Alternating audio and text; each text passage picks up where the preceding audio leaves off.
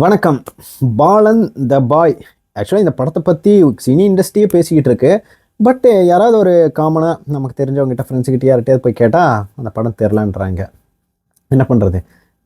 பாலன் த பாய் என்ன மாதிரி ஒரு படம்னா, ஆவேசம் படம் எடுத்தவர் எழுதி மஞ்சுமேல் பாய்ஸ் படத்தை இயக்குனவர் தான் இதையும் இயக்கியிருக்கார், சிதம்பரம் அவர்கள். அகைன் பெருசாக ஒரு ஸ்டார் காஸ்ட் இல்லாததுனாலையோ பெருசாக பெரிய ப்ரொமோஷன் பண்ணதுனாலையோ மேபி நிறைய பேருக்கு ரீச் ஆகலை. இத்தனைக்கும் தமிழ்லேயும் ரிலீஸ் ஆகிருக்கு, மலையாளத்துலேயும் ரிலீஸ் ஆகிருக்கு. ஓரளவுக்கு டீசெண்டான ஷோஸும் இதுக்கு வந்து எஸ்டாப்ளிஷ் பண்ணி கொடுத்துருக்காங்க. பட் தமிழில் சில ரிலீஸ்கள் போன வாரம் ரிலீஸு, வாரத்துக்கு முன்னாடி ரிலீஸ் ஆன படங்களே ஓரளவுக்கு நல்லா போயிட்டு இருக்கனால இது கொஞ்சம் அன்நோட்டிஸ்டாக இருக்குது.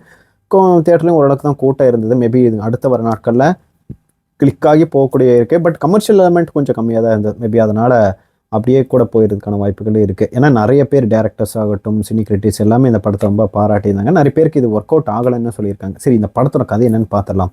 ஏன் இந்த படத்தோட கதாநாயகி, அவருக்கு ஒரு பையன் இருக்காங்க. 2 பேருமே ஜெயிலில் இருக்காங்க. அவர் ஏதோ குற்றம் பண்ணிட்டு ஜெயிலில் இருக்காங்க தெரியுது. அங்கேயே அவர்களோட அந்த சின்ன பையன் வளர்ந்துருக்கான் போல. அப்புறம் அவங்கள வந்து ஒருத்தங்க அங்கே இருக்கிற ஒரு ரவுடி மாதிரி ஒரு லேடி இருப்பாங்க. அவங்க தான் இந்த மாதிரி விஷயங்கள்லாம் பண்ணுவாங்களா. அவங்க எப்படின்னு இவங்க வெளியே எடுத்து விட்டுருக்காங்க. இவங்க வெளியே வந்ததுக்கப்புறம், ஜெயிலேருந்து வெளியே வந்ததுக்கப்புறம் அந்த பையனை கூட்டிகிட்டு அங்கங்கே ஊராக சுற்றுறாங்க. ஏன்னா ஒரே இடத்துல இருக்கக்கூடாது, நம்ம ஐடென்டிஃபை தெரியக்கூடாது. பாஸ்டில் இருந்த விஷயங்கள்லாம் வந்து நம்மளை எங்கேயும் அஃபெக்ட் பண்ணிடக்கூடாதுன்றதுக்காக ஒரு இடத்துல போய் வேலைக்கு சேர்றாங்க. அங்கே ஒரு இடத்துல ஒரு எமோஷனல் அட்டாச்மெண்ட்டும் ஏதோ ஒரு ப்ராப்ளம் வருதுன்னு தெரிஞ்சாலும் அங்கேருந்து பேரையும் ஊரையும் மாற்றிட்டு வேற ஊருக்கு போய் அப்படியே போயிட்டுருக்காங்க. இதுக்கடையில் ஒரு இடத்துல இவங்களுக்கு ஒரு வாய்ப்பு வருது. இன்னொரு ஆனால் ஒரு ரோட்டில் இருக்கிற ஒருத்தங்களோட ஐடென்டிஃபை எடுத்து அவங்கள மாதிரி இவங்க ஒரு வீட்டுக்கு ஒரு கேர்டேக்கராக போகிறாங்க. ஒரு வயசான ஒரு அம்மா, ஒரு பாட்டி இருக்கிற ஒரு வீட்டுக்கு இவரோட பையனும் கேர்டேக்கராக போகிறாங்க. பட் அங்கே போனதுக்கப்புறம் சில விஷயங்கள் நடக்குது. அவங்களுக்கு இந்த பாட்டிக்கு ஏதாவது என்ன பஞ்சாயத்து ஆகுது. ஒரு கட்டத்துக்கு மேலே இவங்க சில முடிவுகள் எடுக்கப்படுது. அங்கே ஜெயிலில் இருக்கிற ஒரு கேரக்டரும் வெளியே வர்றதுனால இவங்களுக்கு சில பஞ்சாயத்து பிரச்சனைகள் ஆகுது. அவங்களும் பெரிய சிக்கலை மாட்டிக்கிறாங்க, இந்த பையனும் பெரிய சிக்கலை மாட்டிக்கிறாங்க. அதுக்கப்புறம் என்னாச்சுங்கிறது தான் பெரிய படம், இந்த படத்தோட கதை. ஆக்சுவலாக இந்த படத்தை சரி நம்ம ஜீத்து மாதவன் எழுதி சிதம்பரம் இயக்கியிருக்காரு. நிறைய கிரிட்டிக்ஸ்க்கு வந்து இது ரொம்ப ப்ரைஸ் பண்ணியிருக்காங்களே, அந்த அளவுக்கு இருக்குமா அப்படின்னலாம் தான் ஒரு எதிர்பார்ப்பு இருந்தது. ஏன்னா புதுசாக ஏதோ பெருசாக ஒன்று பண்ணியிருக்காங்க போல இருக்குது. உங்களுக்கே தெரியும், ஆவேசமும் ஒரு மஞ்சுமேல் பாய்ஸ் தான் அந்த வருஷத்தோட மிகப்பெரிய ஹிட். பிரேமலு இருக்குது. இத்தனைக்கு பிரேமலோட டேரக்டர் இதில் வந்து ஆக்ட் பண்ணியிருக்காரு. அகைன் அப்படி தான் நினைக்கிறேன். அப்புறம் இந்த 3 பேர் இருக்காங்கல்ல, சார் 3 பேர்ன்ற விடுங்க, அதனாலேயே இந்த படத்து மேலே ரொம்ப ஒரு எதிர்பார்ப்பு இருந்தது. சரி, செம்மையாக மிரட்டி விட்டுருப்பாங்க போல இருக்குது. என்ன இப்படி போட்டெல்லாம் ப்ரைஸ் பண்ணிட்டு இருக்காங்க, ஒவ்வொருத்தங்களாம் பார்த்ததுலேயே இந்த படம் தான் அவ்வளோ சூப்பராக இருக்குது அப்படின்லாம் சொல்லிட்டு இருந்தாங்க. இத்தனைக்கும் டொவினோ தாமஸ் ஒரு கேமியோ ரோல்லாம் வந்திருக்காரு அப்படின்னு சொன்னதால ஓரளவுக்கு இந்த படத்து மேலே ஒரு ஆர்வம் வந்துச்சு. இத்தனைக்கு ட்ரெய்லரே கொஞ்சம் மிரட்டலாக இருந்தது. சரி, ஓகே பார்த்துலான்னு இந்த படத்தை நான் மலையாளம் தான் பார்த்தேன். அகைன் அந்த படத்தில் இந்த ஸ்டோரியை வந்து ஒரு அம்மா மகன் ஒரு பாசக்கதையை தாண்டி அவங்களுக்கு நடக்கிற ஒரு பிரச்சனை எப்படி ஓவர் கம் பண்ணி வராங்கன்ற ஒரு பேசிக் பிளாட்டை தான் இவங்க எடுத்திருக்காங்க. பட் ஒரு காம்ப்ளிகேட்டட் விஷயங்களும் சில இன்க்ளூட் பண்ணியிருக்காங்க. அது கொஞ்சம் லேயர்டாக இருக்கிற மாதிரி ஃபீல் ஆச்சு. ஓகே, என்ன நல்லா இருக்குது அப்படின்னு கேட்டால், அகைன் இந்த படத்தோட ஓப்பனிங்லேருந்தே இவங்களை சுற்றி நடக்கிற மர்மமான சில விஷயங்கள், இவங்க யார் என்ன எதுன்றதே நமக்கே ஒரு இடத்துல கொஸ்டின் மார்க் அங்கங்கே போகிறது. கொஞ்சம் என்ன இவங்க யார், ஆக்சுவலி என்ன பண்ண போகிறாங்க அப்படிங்கிற ஒரு விஷயமே நமக்கு இதாக இருந்துச்சு. முக்கியமாக அந்த ஒரு வீட்டில் போய் ஒரு வயசான அம்மா இருக்கிற ஒரு வீட்டில் எப்போ என்ன பண்ண போகிறாங்க, இவங்களுக்கு என்ன ஆக போகுதுன்ற மாதிரி இருந்தது. முக்கியமாக அந்த ஒரு வயசான பாட்டி கேரக்டர் ஒன்று பண்ணியிருந்தாங்க, சூப்பராக பண்ணியிருந்தாங்க. ஒரு கன் எடுத்து ஒரு இடத்துல ஒரு சீன் ஆகட்டும், அந்த வண்டியை உருட்டிட்டு போகிறது, அவங்க பேசுறது எல்லாமே, அவங்க வர ஒரு 20 நிமிஷம் 30 நிமிஷம் அவ்வளோ சூப்பராக பண்ணியிருந்தாங்க. இன்னும் அந்த கேரக்டர் இன்னும் கொஞ்சம் நேரம் இருந்திருக்கலாமேன்னு எனக்கு ஃபீல் ஆச்சு. என்னடா, சாரி ஸ்பாய்லர் சொல்லிட்டேன். அந்த கேரக்டர் இன்னும் நிறைய நேரம் வந்து ஸ்க்ரீன் ஸ்பேஸ் இருந்திருக்கலாமே அப்படின்ற மாதிரி இருந்துச்சு. லிமிட்டெட் ஸ்க்ரீன் ஸ்பேஸ் தான் அந்த அம்மாவுக்கு இருந்தது. ஏன்னா இவங்க அடுத்தடுத்த ஊருக்கு போகிறது, அடுத்தடுத்த கட்டத்துக்கு போகிறதுன்றதுனால. அதே மாதிரி தான் டொவினோ தாமஸ் இருக்குன்றதுனால அவரோட எக்ஸ்டெண்டட் கேமியோ தான் ஒரு செகண்ட் ஹாஃபில் ஒரு கேமியோவாக ரோல் பண்ணியிருக்காரு. பட் அகெயின் அந்த ஒரு ப்ரீ இன்டர்வல்லிருந்து சில சீன்ஸ் ஆகட்டும், இந்த முக்கியமாக இந்த வீட்டுக்கு போனதுக்கப்புறம் நிறைய காட்சிகள் வந்து கொஞ்சம் இன்ட்ரெஸ்டிங்காகவே போச்சு. அகைன் படத்தோட சினிமாட்டோகிராஃபி ஆகட்டும், இவங்க அந்த வாழ்க்கை இவங்க படம் பிடிக்கிறதாகட்டும், ஒரு இடத்துல வந்து ஒருத்தர் இவங்களை கேட்பாங்க எந்த ஊர், எந்த வீடு, என்ன கலரு, அந்த ஒரு சீன் எல்லாமே ரொம்ப நல்லா பண்ணியிருந்தாங்க. செகண்ட் ஹாஃபில் இவங்களுக்குள்ள ஆப்வியஸாக கான்ஃப்ளிக்ட் வரும். அந்த பையன் ஒரு இடத்துல டொவினோ தாமஸை மீட் பண்ணுற ஒரு நிலைமை வருது. அந்த ஒரு சீன்களும் என்ன ஆக போகுது, ஓரளவுக்கு ஒரு இன்ட்ரெஸ்டிங்காக போச்சு. டொவினோ தாமஸ் அவருக்கு அந்த ஒரு கேரக்டர் ரொம்பவே நல்லா பண்ணியிருந்தாரு. பட் என் கதையிலிருந்து எங்கேயோ ஒரு இடத்துல டீவியேட் ஆகி அது ஏதாவது படத்துக்கு பலம் சேர்த்துச்சா, அங்கிருந்து ஏதாவது ஒன்று போகுது, நாட்டு போகுது அப்படின்ற மாதிரி நம்ம எதிர்பார்த்து உட்காந்துக்கிட்டு இருப்போம்.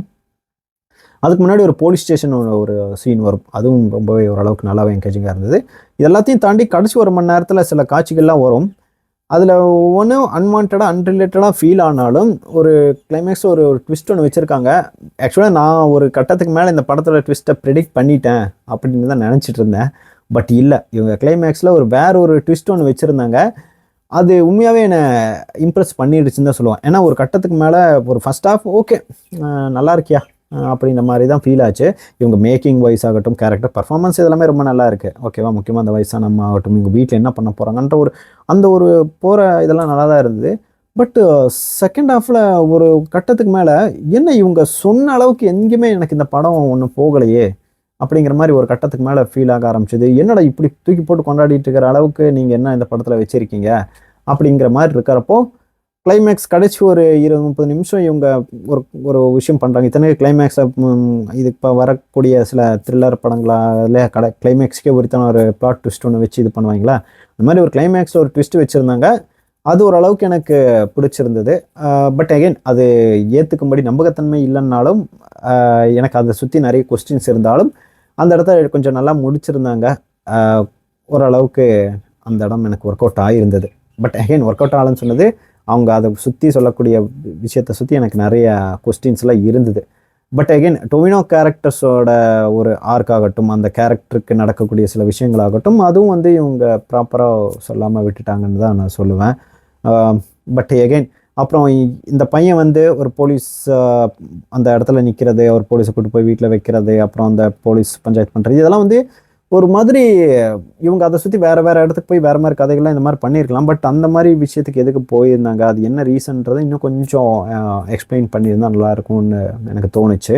பட் அகெயின் அப்பார்ட் ஃப்ரம் எல்லாமே இந்த ஒரு பர்ஃபார்மன்ஸ் ஆகட்டும், நிறைய இடத்துல லேயர்டு விஷயங்கள் ஆகட்டும், எல்லாமே எனக்கு ஒர்க் அவுட் ஆகியிருந்தது. கண்டிப்பாக ட்ரை பண்ணலாம். பட் எல்லாருக்குமே ஒர்க் அவுட் ஆகுமான்னு கேட்டால் டவுட்டு தான். இது ரொம்ப ஓவராக தூக்கி வச்சு பேசி இப்போ பாருங்கள் எனக்கு ஓரளவுக்கு என்னடா நீங்களே தூக்கி வச்சு பேசின அளவுக்கு இல்லையாடா அப்படின்ற மாதிரி இதாகிடுச்சு. அதனால் மேபி உங்களோட எக்ஸ்பெக்டேஷனை கம்மி பண்ணிவிட்டு பெருசாக எதுவும் எதிர்பார்க்காம நீங்கள் ஒரு எக்கோ படம் பார்த்துருந்தீங்கன்னா தெரியும், ஒரு அட்மாஸ்பரிக் த்ரில்லரை தாண்டி ஒரு கிளைமேக்ஸில் அந்த வைக்கக்கூடிய அவங்க ஒரு ட்விஸ்ட் இந்த மாதிரி விஷயங்கள் மாதிரி தான் இந்த படமும் நகருது. ஒரு அட்மாஸ்பரிக்காக த்ரில்லராகட்டும், பர்ஃபார்மன்ஸ் பெஸ்ட்டு த்ரில்லராக தான் எனக்கு ஒர்க் அவுட் ஆச்சு. ஒரு வாட்சபிள் ட்ராமா. எனக்கு பெருசாக அந்த எமோஷனல் கனெக்டிவிட்டி பெருசாக எங்கேயுமே அது பெருசாக இன்னும் எஸ்டாப்ளிஷ் பண்ணலை. பெருசாக எனக்கு ஒர்க் அவுட்டும் ஆகலை. மேபி பார்க்குற நிறைய பேருக்கு ஒர்க் அவுட் ஆகிருக்கலாம்.